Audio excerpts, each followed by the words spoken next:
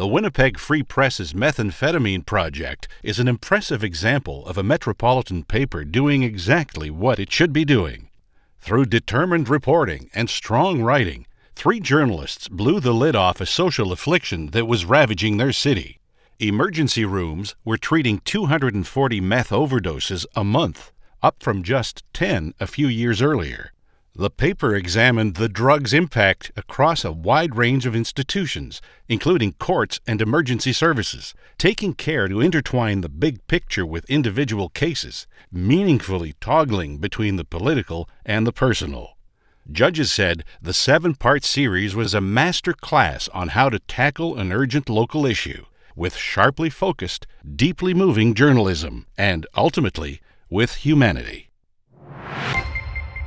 Politics runs on cash, but who's handing it out and how much was all but impossible to track in Canada until reporter Zane Schwartz gathered 5 million records to create the country's first searchable database of political donations in every province and territory. Splitting his time between the National Post and the Calgary Herald, Schwartz produced a groundbreaking project that was instantly valuable upon release and will have a constantly changing shape into the future as it is updated. Answering important questions like who gave how much and to whom is now possible thanks to this database. It's also a one-stop source for the rules governing political donations across the country. Judges said this is the kind of democracy-building watchdog project that news organizations should be undertaking. The Toronto Star has often explored how reluctant some professional bodies are to crack down on wrongdoing. This time, a team of reporters examined physicians and revealed that more than 150 Canadian-trained doctors should not have been practicing here because they had been disciplined in the U.S. for serious infractions, some of them criminal. Over 18 months, reporters sifted through 1.4 million licenses and 27,000 discipline records and doggedly tracked down some of the worst offenders. They held to account several colleges that had issued the licenses and kept the wrongdoing secret, despite the possibility these physicians might reoffend. By exposing a shocking dereliction of duty, the series led many medical regulators across the country to take action. Judges said the Star team did exceptional, courageous work.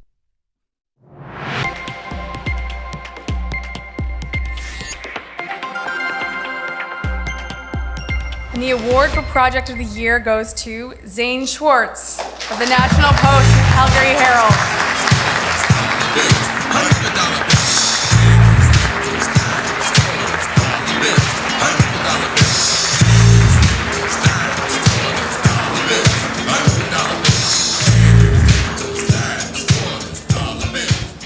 I can tell I am not Zane Schwartz.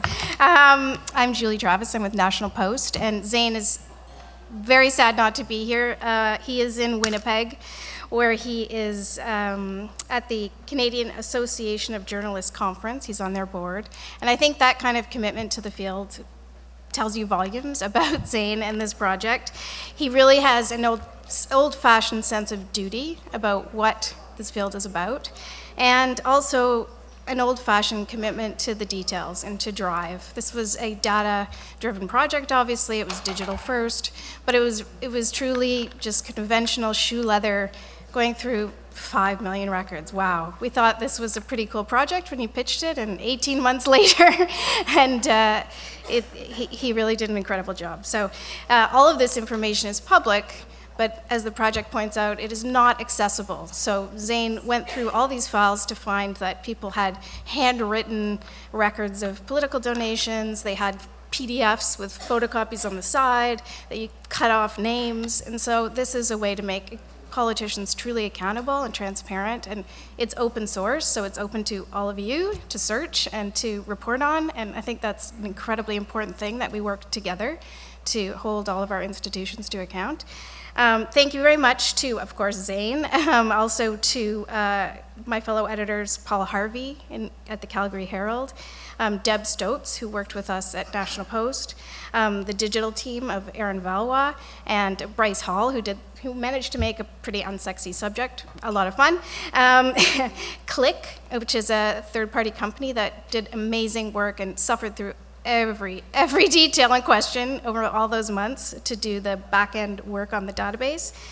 And our wonderful bosses at Postmedia who allowed us to take 18 months to do this project, and most of all to the Michelle Lang Trust. Zane Schwartz was a fellow for Michelle Lang Trust.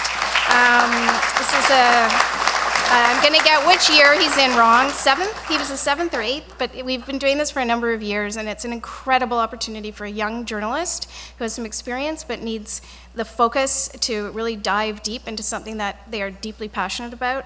Michelle Lang, as for some of you who don't know, was a reporter at the Calgary Herald who was killed in the line of duty in Afghanistan.